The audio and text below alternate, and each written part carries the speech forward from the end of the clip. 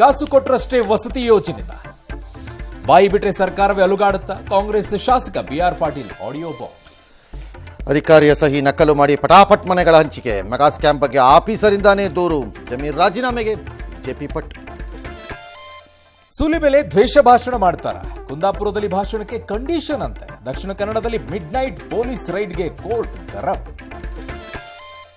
BJP ರಾಜ್ಯಾಧ್ಯಕ್ಷರ ಆಯ್ಕೆ ಹೊತ್ತಲ್ಲೇ ಭಿನ್ನರ ಸಭೆ. ಸೋಮಣ್ಣ ಮೂಲಕ ಅಮಿತ್ ಶಾಗೆ ದೂರಿಗೆ ವಿಫಲ ಯತ್ನ. ವೀಸಾ ನಿರಾಕರಿಸಿದ್ದಕ್ಕೆ ಕೇಂದ್ರಕ್ಕೆ ಪ್ರಿಯಾಂಕ ಖರ್ಗೆ ಪತ್ರ. ಇಸ್ರೇಲ್ ಮೇಲೆ ಇರಾನ್ ಕ್ಲಸ್ಟರ್ ಬಾಂಬ್ ದಾಳಿ. 60 ವಿಮಾನ ಬಳಸಿ 120 ಕಡೆಗೆ ಇಸ್ರೇಲ್ ಅಟ್ಯಾಕ್.